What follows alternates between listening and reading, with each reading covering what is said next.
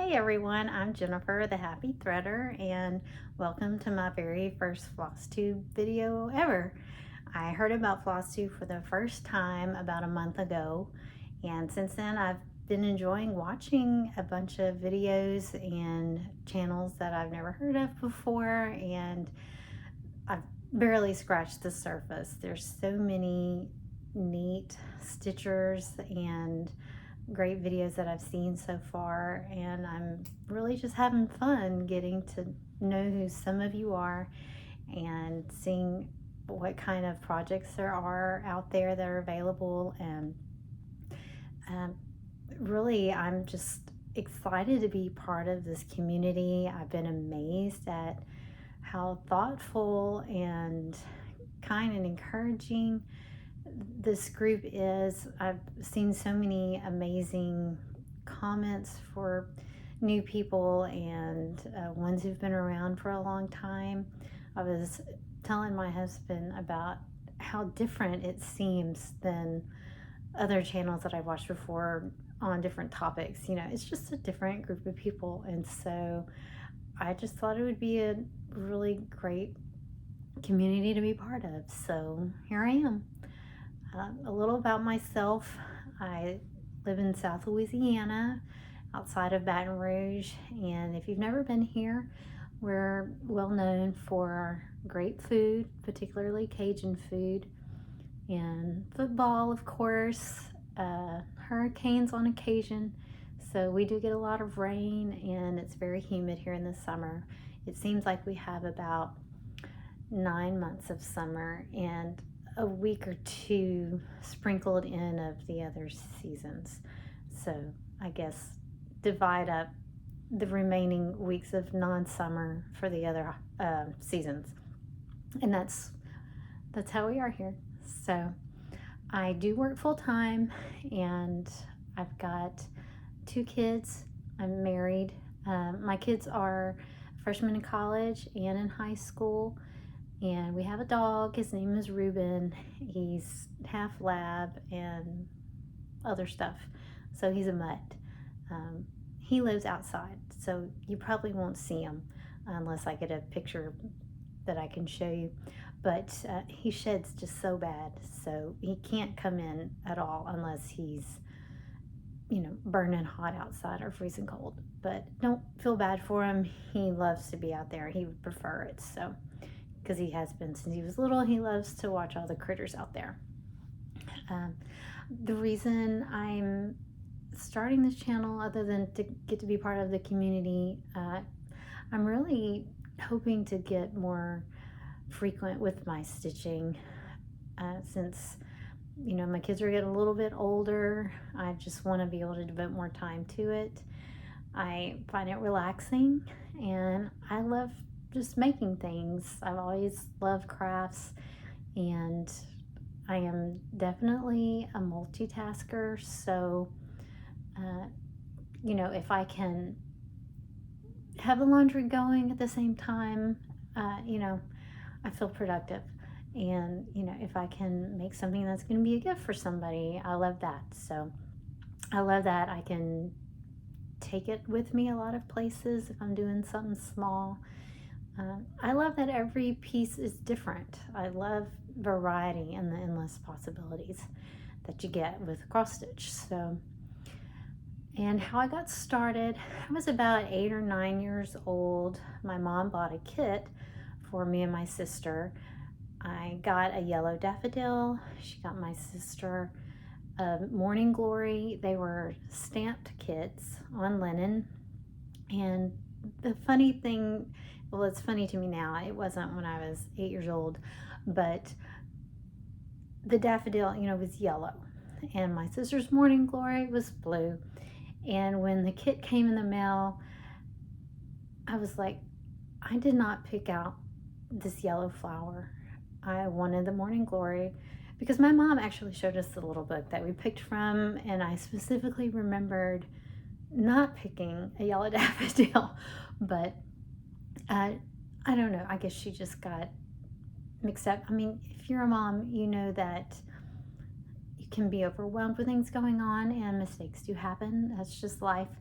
But I know why she got us the ones that she did, because my sister had blue and purple decorations in her room and I had yellow.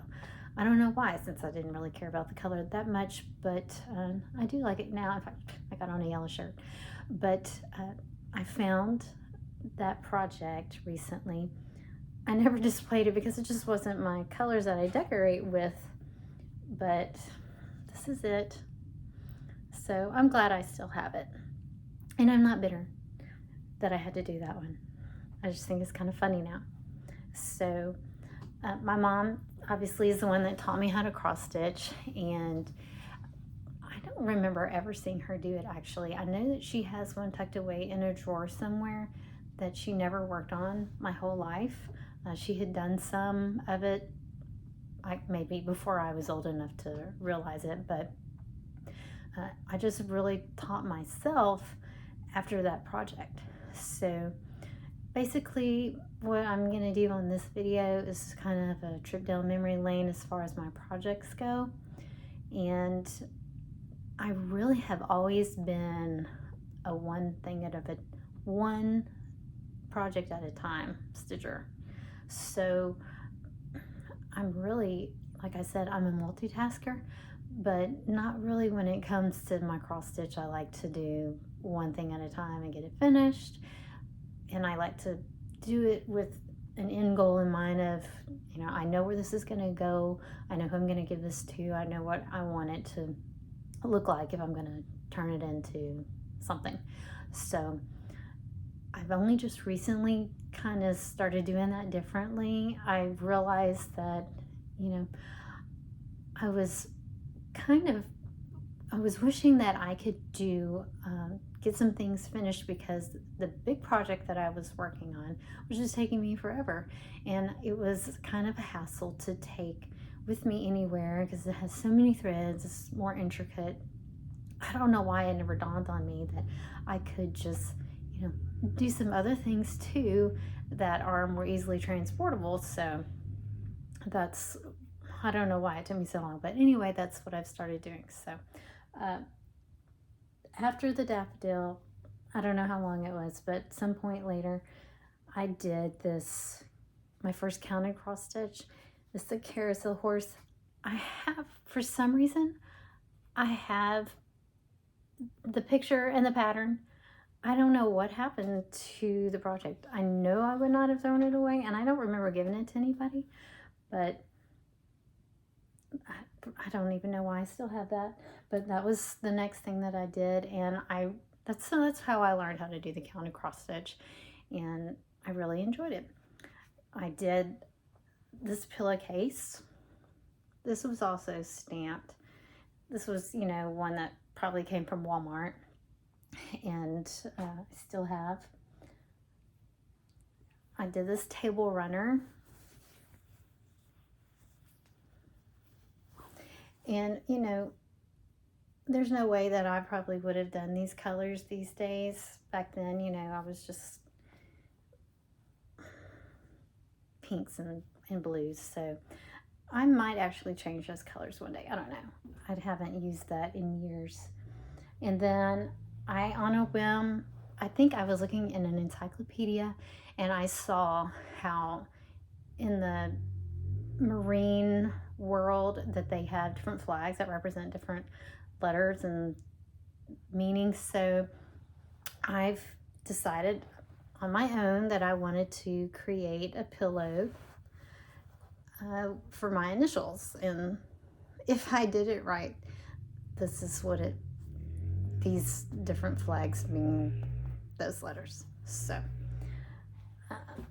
that was a fun little thing to come up with on my own. I just, you know, sketched it out on graph paper and went from there. And my mom helped me sew the pillow. I really don't know anything about the sewing machine too much. I have one, and I have to read the instruction manual every single time I pull it out because I don't remember how to put it together. So when I was in college, I went on this trip with some friends to a formal, and we went to a mall, and in the bookstore I came across this Mary Inglebright cross stitch book. Now, I'm not really I don't decorate with Mary Englebright's stuff, but this book has got so many neat things in it that it's not necessarily all kind of cutesy things. It's, it's got some different styles to the different projects in here. Well, oh, this is the book. And I think you can still get it Amazon. I know I saw it, maybe from third-party sellers or something. I made this little bird sachet. I can't show it to you because my mom has it. That right there. And she's trying to pack up her house. Her and my dad are planning to move to Texas, and it's tucked away somewhere. And then I made her this big picture, which that was really the biggest, most serious thing I had ever cross-stitched before. It was quite a learning experience for me. I loved it, and it looks absolutely beautiful. She has a kind of a garden room that she hung it in, so it goes perfectly. And that is also boxed away, so once they get moved and she gets it unboxed, I will try to either get a picture of it, or when I go visit, I'll show you on video or something. But that one was really my most significant piece that I've made up to this point. And then I made this little skier, and I have that one with me. I kept that one.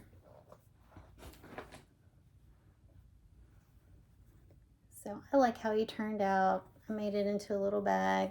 Another one of those occasions where I pulled out the sewing machine and just got lucky on it being pieced together. So the only thing I did different was, the type of bag that I made, but in the pattern, it had a little red fuzzy thing, and I used this white sparkly one because I think I just had it in my stash of stuff. And so this big project that I've been working on for years and years that I mentioned that I haven't made a whole lot of progress on because I feel kind of overwhelmed when I take it out because there's so much to it, so many threads involved. And anyway, I'll show you the picture first. This is from Donna Cooler's Cross Stitch Designs, and this is what it's supposed to look like. Vintage kind of Santas, and I like vintage Santas. I like the old-fashioned look for those. I've gotten almost a quarter of it done. So I love the design. I think it's so pretty. I'm just really slow at working on it. So that's what I pull out when I feel like I'm gonna have a nice long time to sit and stitch and not be interrupted. But other than that, I've realized, if I can start doing some smaller projects when I'm going somewhere or just having short little spurts of time, why not do some smaller things, and then you'll feel like you're actually accomplishing something, and I can make things to decorate with. So I am really more of a seasonal stitcher. So when it gets to be around a particular season or a holiday, I kind of like things that are the mood of that holiday. And the point of a hobby is to do kind of what makes you happy.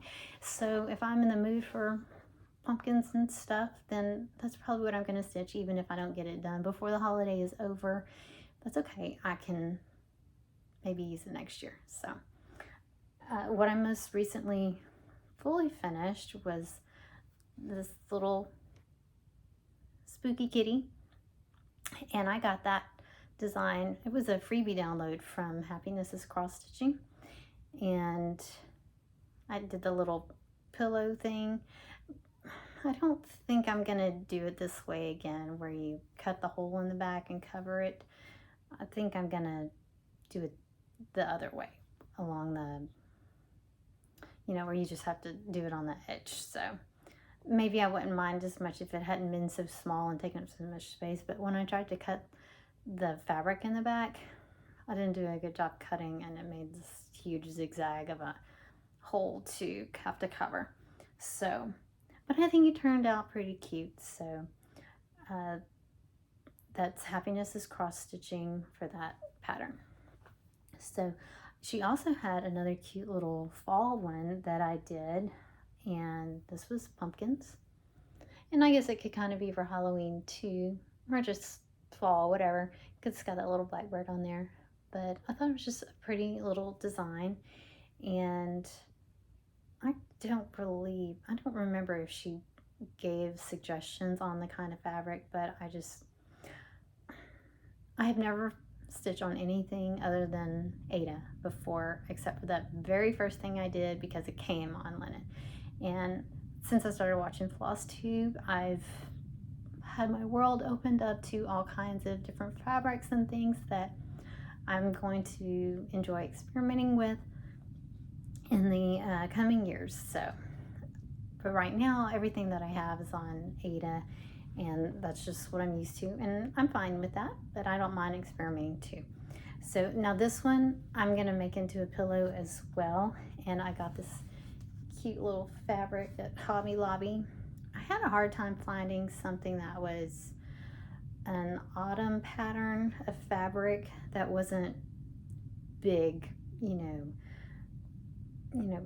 big leaves, or things that were just, I feel like it needs a small pattern for a small pillow. Anyway, I think it'll look cute. And I am right now working on this other little thing, these little jack-o'-lanterns. All I've got left is to finish the border, and this is from Pinker and Pumpkin Quilting. Yes, this is what it will look like, which you can pretty much tell with what I had done anyway. But I don't know if I'll make that one into a pillow. I might frame it or do something else, I'm not sure.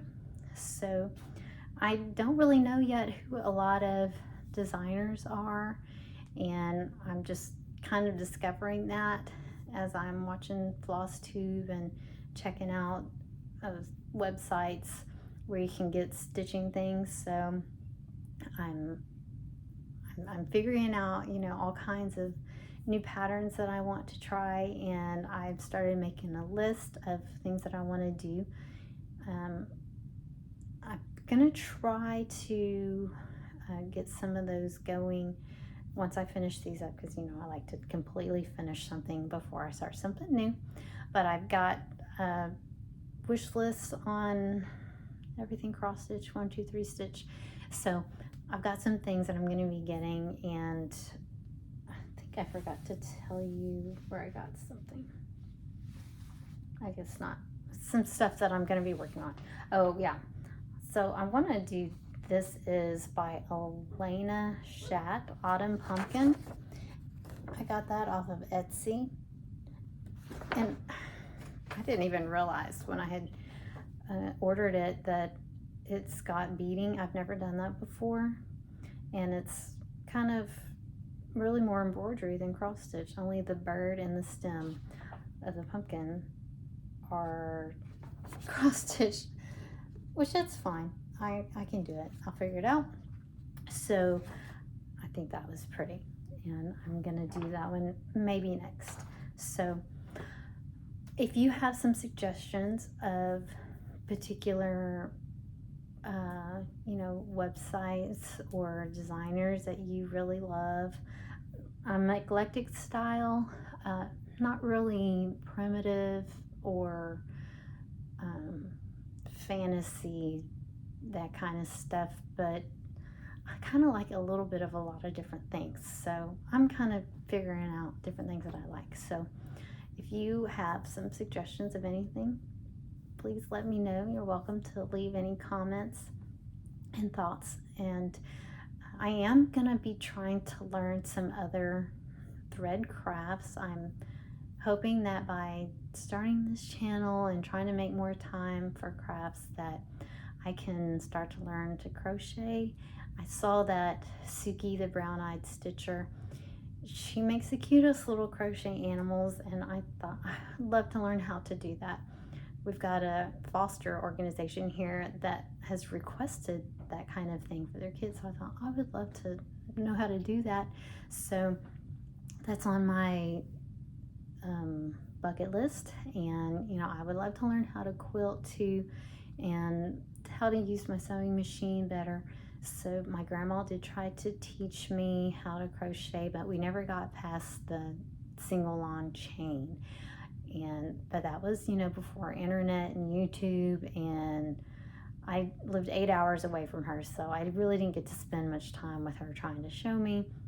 And then quilting, I never got beyond hand stitching a few blocks together, so I really know nothing, and I'm just here to learn more. And I know so many of you are very skilled, and I'm excited to see your suggestions and excited to learn more from all of you who are on Flosstube. And I do have an Instagram channel. It's Happy THRDR, so the threader just doesn't have the vowels in it.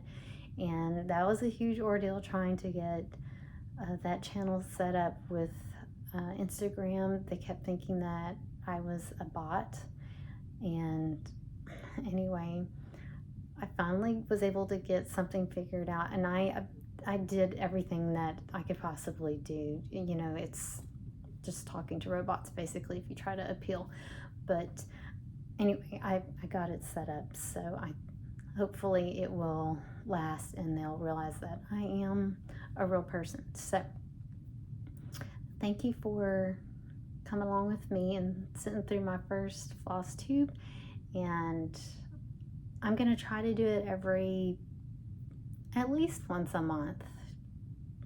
If I'm lucky, maybe 2 to 3 weeks. But anyway, that's the goal. So anyway, I look forward to getting to talk with some of you all some more. If you have any comments that you want to leave, I really will try to respond. So I thank you for sitting through, and I will see y'all again another time. Bye.